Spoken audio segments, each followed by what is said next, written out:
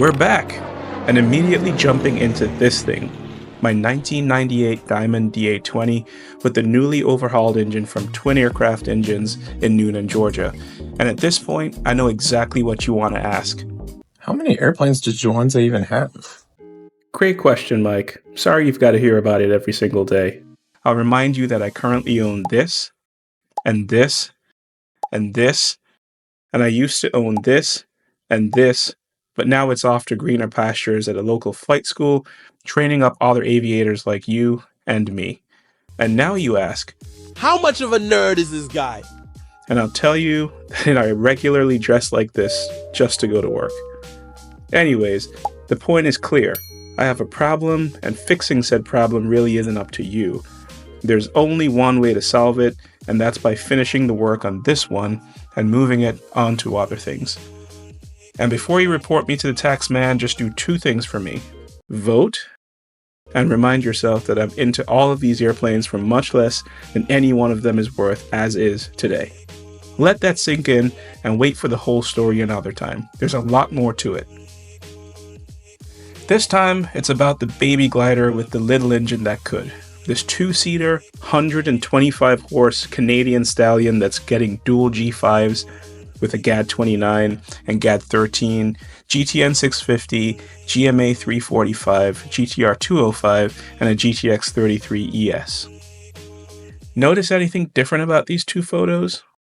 Progress, obviously, but if you guessed different clothes, you'd be right, because what seems to be happening in mere minutes in this video actually takes days and often weeks to happen, and it's important that you realize that just like social media, you only see a fraction of what's actually happening behind the scenes. Let's see what's going on with this airplane. There's currently a 737 idling out on the ramp. Well, it's on APU power, but it's making a lot of noise, so I'm hiding in the back of the hangar even though it's a warmer day in Savannah today.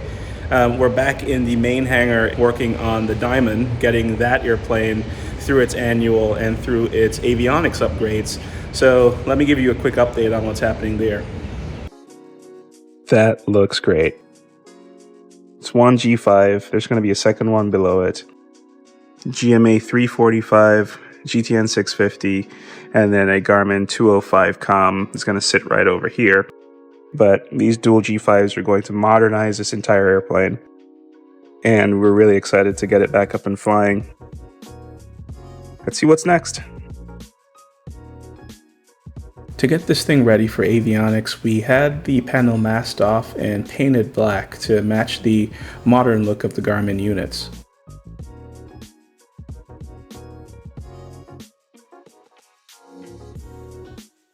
Avionics are coming together. Haven't really hit any significant snags except finding all of the hidey holes that you can pass wires through. Pitot-static lines are coming together as we speak, and the mess of wires are going to get cleaned up, and you're going to see how we transform those.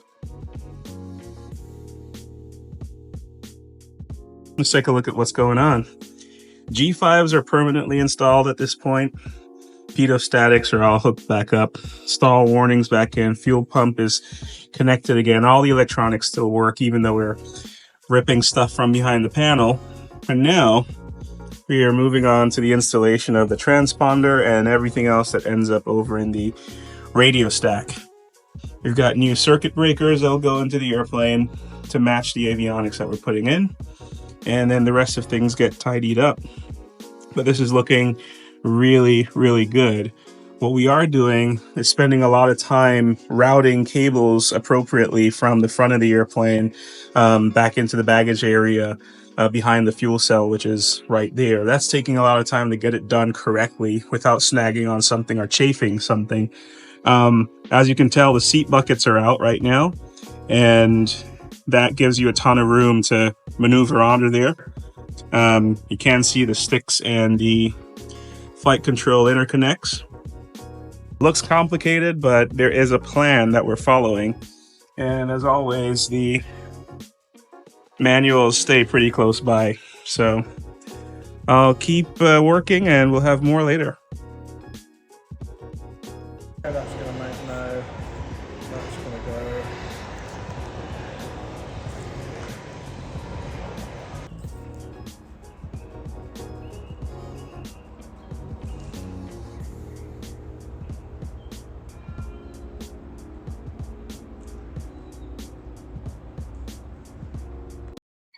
travel. There's more global movement.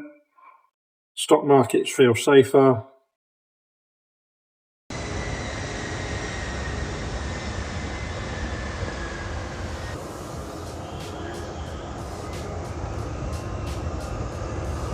All right, things are either about to go really well or really poorly. I'm not entirely sure, but it's time to fire up the new avionics in the Diamond.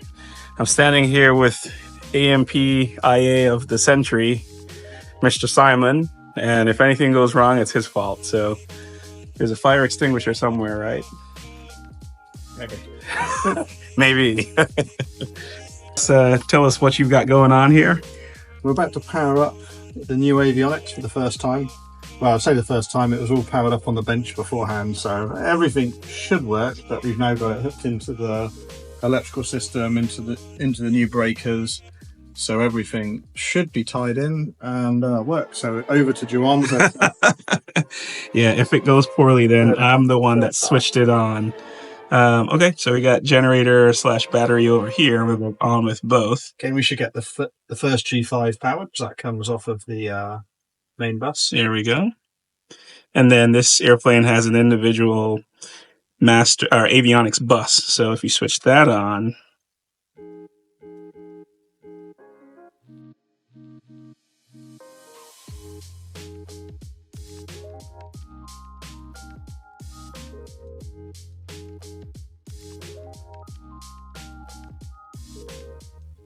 well, Everything's powering up. We don't have the GPS antenna connected, so we won't have everything come up, but most things should work.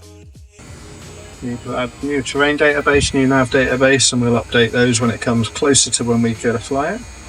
Transponders all talking. Yeah, transponders all talking. That one's all hooked up. It's in standby mode. No errors. Wow. So that's good. And then we'll just need to calibrate the G5s at some point, because right now they're showing an error message. That's because this magnetometer here needs to be mounted.